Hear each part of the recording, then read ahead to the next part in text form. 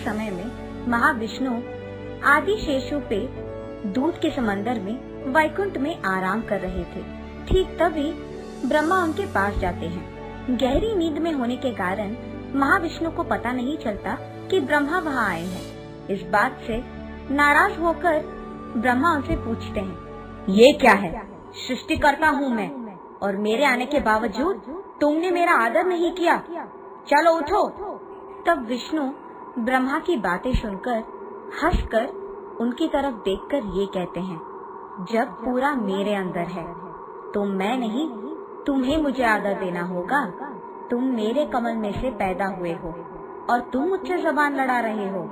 ऐसे ही ब्रह्मा और विष्णु में झगड़ा हो जाता है। दोनों इसी बहस में लग जाते हैं कि कौन ज्यादा महान है। और ऐसे ही आखिर में ब्रह्मा हंस वाहन पे और विष्णु गरुड़ वाहन पे युद्ध शुरू करते हैं। इन दोनों के लड़ाई के दौरान सारे देवता देवताएं उनके अपने वाहन को छोड़कर इन दोनों के युद्ध को देखना शुरू करते हैं। दोनों में कोई भी हार नहीं मानता है और एक दूसरे पे बहुत शक्तिशाली बाण छोड़ते ही रहते हैं। और इस युद्ध के बीच में एक समय ऐसे आता है जब विष्णु महेश्वरास्त्र और ब्रह्मा पशुपास्त्र छोड़ते हैं एक दूसरे पे। इन दोनों का ऐसे तगड़ा युद्ध देख देवताएं बहुत घबराते हैं, इतना कि वो भागते हुए कैलाश की ओर बढ़ते हैं। जब सारे देवता देवताएं शिवा के पास आते हैं उनसे मदद मांगने, सारे देवता देवताओं को परेशान देख शिवा कहते हैं कि मुझे पहले ही पता था कि ब्रह्मा और विष्णु के बीच में लड़ाई होने वाली है। मुझे पता है कि तुम लोग डर के मारे यहाँ आए हो। फिक्र मत करो, इसका हल मैं निकालूंगा। ये कहकर शिवा उनके पत्नी पार्वती देवी विष्णु और ब्रह्मा की युद्ध भूमि की ओर चलने लगते हैं। युद्ध भूमि पहुँचते ही शिवा चुपके से उन दोनों की लड़ाई को दूर से देखते हैं। ठीक तभी महेश्वरास्त्र और पशुपास्त्र चलने लगता है। इससे पहले कि वो दोनों अस्त्र सब कुछ विनाश कर दे, शिवा उनकी ओर कदम बढ़ाते हैं और उन दोनों अस्त्रों को समेटकर एक अग्नि स्तंभ के रूप में बदलकर अचानक उन दोनों के बीच में एक अग्नि स्तंभ को प्रकट होते हुए देख विष्णु और ब्रह्मा चौंक जाते हैं। इस स्तंभ का आदि और अंत जो भी पहले जान पाता है वही महान है। ऐसे उस अग्नि स्तंभ से बातें महाविष्णु को और ब्रह्मा को सुनाई देते हैं। ये बातें सुनते ही ब्रह्मा आदि की ओर बढ़ने लगते हैं और उसके ठीक तुरंत बाद विष्णु भी अंत की ओर बढ़ने लगते हैं। बहुत देर होने के बाद भी और बहुत दूर जाने के बावजूद महाविष्णु को उस स्तंभ का अंत नहीं मिलने के कारण अंत की ओर बढ़ने लगते हैं। बहुत देर होने के बाद भी और बहुत दूर जाने के बावजूद महाविष्णु को उस स्तंभ का अंत नहीं मिलने के कारण वो मुड़कर वापस अग्नि स्तंभ की ओर बढ़ने लगते हैं। और दूसरी तरफ जब ब्रह्मा आदि की ओर बढ़ रहे थे तो उनको रास्ते में एक गाय और एक मुगली का फूल उनको दिखाई देता है। उन दोनों को देख उनसे दोस्ती करके ब्रह्मा उनसे ये बुलवाने की कोशिश करता है कि उन्होंने उस स्तंभ का आदि देखा है और वो दोनों ब्रह्मा के गवाह बनेंगे। और इस बात के लिए गाय और मुगली का फूल दोनों मानते हैं। इन दोनों से वचन लेने के बाद ब्रह्मा मुड़कर वापस अग्नि स्तंभ की ओर बढ़ने लगते हैं। अग्नि स्तंभ पे पहुंचकर वहां विष्णु को देख ब्रह्मा ये कहता है कि वो पहले ही आदि तक जाकर उसे देखकर वापस आ चुका है। और विष्णु मूर्ति कहते हैं कि उनको अंत ना मिलने के कारण उन्होंने अंत नहीं देखा। ब्रह्मा की इन बातों को मानने के लिए ब्रह्मा उनकी गवाह को विष्णु मूर्ति के सामने पेश करता है और वो गवाह है गाय और मुगली का फूल। वो दोनों ब्रह्मा को दिए हुए वचन के अनुसार यही कहते हैं कि ब्रह्मा आदि तक जा चुका है। जब शिवा के सामने सच बोलने की बारी आती है तब ब्रह्मा की गवाह मुगल का फूल यही कहता है कि ब्रह्मा ने आदि को देखा है, पर गाय मुंह से हाँ कहती है और अपनी पूंछ से ना कहती है। ये देख शिवा को बहुत गुस्सा आता है। क्रोधित होकर शिवा वापस उनके मानव के रूप में प्रकट होते हैं और ब्रह्मा को झूठ कहने के कारण ये श्राप देते हैं कि उनको कभी भी कोई भी मनुष्य नहीं पूजेगा, और विष्णुमूर्ति की सच्चाई को देख खुशी से ये वरदान देते हैं कि शिवा के समान विष्णुमूर्ति को पूजा जाएगा। और इतना ही नहीं, ब्रह्मा के गवाह बनकर मुगली का फूल ने भी तो गलती किया, तो उसको शिवा ये श्राप देते हैं कि कोई भी पूजा में उस फूल को कोई भी उपयोग नहीं करेगा, और गाय को भी शिवा सजा देते हैं। शिवा की बातें सुनकर गाय, मुगली का फूल और ब्रह्मा तीनों उनकी गलती का एहसास करते हैं और उनसे माफी मांगते हैं। तब ब्रह्मा को शिवा क्षमा करते हैं और ये कहते हैं कि अब से हर कोई याग यज्ञ में तुम्हारा स्थान गुरु का होगा। तुम्हारे बिना किए हर याग और यज्ञ का कोई भी उपयोग नहीं होगा। और ये भी कहते हैं कि गाय का मुंह भाग ने झूठ कहा है और उसकी पूंछ भाग ने झूठ नहीं कहा है। इसी कारण गाय का मुंह भाग को कोई भी पूजा नहीं करेगा और गाय के नीचे के भाग को ही पूजित करेंगे। इसी कारण हम गोमूत्र को पवित्र समझते हैं। ऐसे ही शिवा मुगली का फूल को भी क्षमा करके ये कहते हैं कि सिर्फ और सिर्फ मेरे पूजा में ही तुम्हारा इस्तेमाल होगा। उसके बाद ब्रह्मा और विष्णु शिवा की पूजा करते हैं और उसी दिन माघ बहुल चतुर्दशी था और इसी कारण उस दिन को शिवा। एक और कहानी के प्रकार ऐसे भी कहा जाता है कि पर्वतों का राजा हिमवंत की बेटी पार्वती ने जब शिवा से शादी किया था, उसको भी शिवरात्रि कहा जाता है।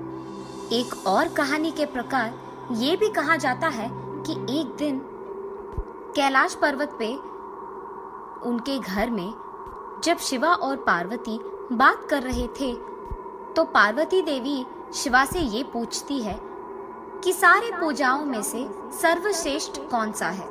तब शिवा शिवरात्रि और उसकी पूजा के बारे में पार्वती देवी को विवरण देते हैं। एक समय में पर्वतों के पास मौजूद एक गांव में एक आदमी रहता था। उसको शिकार करने से ही खाना मिलता था और ऐसे ही वो अपने और अपने परिवार का देखभाल करता था। लेकिन एक दिन उसे बहुत शिकार करने के बावजूद कोई भी जानवर ना दिखने के कारण निराश होके घर लौटने ही वाला होता है कि जब उसे रास्ते में एक नदी दिखाई देती है। वो इस सोच में पड़ जाता है कि शायद कोई जानवर पानी पीने के लिए ही सही उस नदी के पास आएगा। इंतजार करते हुए वो एक पेड़ पे चढ़कर वहां जानवर के इंतजार में रह जाता है। ठंड लगने के कारण वो आदमी अपने आप में शिव शिवा शिव शिवा कहते रहता है। सारी रात उसका ऐसे ही बीत जाता है। पहली रात उस नदी के पास एक छोटी सी हिरन पानी पीने आती है। उसको देख शिकारी उसे मारने की कोशिश करता है। जब वो हिरन कहती है, मुझे मत मारिए। हिरन की मुंह से बातें सुनकर शिकारी चौंक जाता है और उसे पूछता है कि अगर ये मनुष्य है तो हिरन के रूप में क्या कर रही है। तब वो हिरन समझाती है कि वो एक अप्सरसा है जिसका नाम रंभा है। प्यार में अंधा होकर वो शिवा की पूजा करना भूल जाती है और इसी कारण उसे श्राप मिलता है कि जब तक उसे एक शिकारी मार न दे वो इसी रूप में रहेगी। ये सब समझाकर वो हिरन कहती है कि अगर आप मुझे मार देंगे अभी तो मैं मनुष्य बन जाऊंगी, पर अब मैं गर्भवती हूँ। मैं तो बच जाऊंगी पर मेरा बच्चा नहीं बचेगा। इसी कारण मैं अपने बच्चे को जन्म देकर उसे अपने बंधुओं को देकर आपके पास खुद आ जाऊंगी। दूसरी रात को उस नदी के पास पानी पीने के लिए एक और हिरन आती है। जब शिकारी उसे मारने की कोशिश करता है तब वो हिरन उससे बात करके बोलती है कि उसे ना मारे। ओ मानव, तुम मुझे मत मारो, मेरे में कुछ बचा ही नहीं है ताकि तुम खाओ। मेरे मरने के बावजूद मैं तुम्हें और तुम्हारे परिवार को कोई काम नहीं आऊंगा, मुझे छोड़ दो। कल यहाँ एक अच्छा खासा हिरन पानी पीने आएगा जो मग जाति का है, चाहिए तो उसे मार के खाओ। अगर वो तुम्हें कम पड़ गया तो मैं वादा करता हूँ कि मैं तुम्हारे पास वापस आऊंगी। तीसरी रात होती है। अब शिकारी भूख के मारे उस हिरन का इंतजार करते रहता है। इतने में वहाँ एक हट्टा खट्टा हिरन पानी पीने नदी के पास आता है। उसे देख शिकारी मारने लगता है कि वो भी कहता है कि मुझे मत मारो। तब वो शिकारी उसे कहता है कि पहले 2 रातों में आए हुए हिरन ने उससे कहा है कि वो एक और हिरन को भेजेंगे मेरा शिकार बनने के लिए। ये सुनकर वो हिरन कहता है कि ठीक है, मैं कल तुम्हारे घर खुद आऊँगा।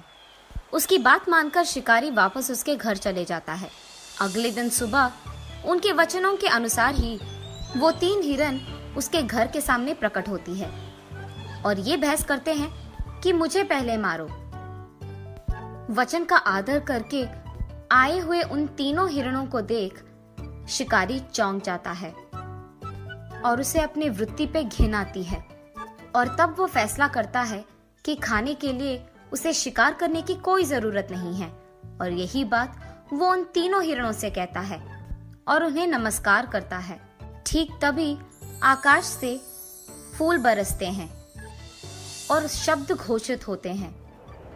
देवताएं सारे खुश होकर शिकारी से ये कहते हैं, ओ मानव, तुमने सारी रात जागरण किया है और कुछ खाया भी नहीं है।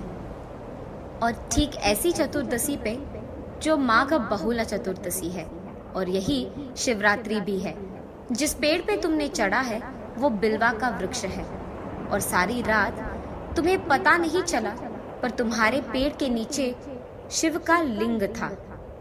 उस पे सारी रात तुमने समय काटने के लिए बिल्व के पत्तों को नीचे गिराया और ऐसे ही शिवरात्रि का तुमने पूजा भी कर दिया और इसी कारण तुम्हें ऐश्वर्य और संपत्ति खूब मिलेगी। ये कहानी सुनाने के बाद शिवा पार्वती से ये कहते हैं, देवी, जो मृगशिरा हमें आकाश में दिखता है वो यही है।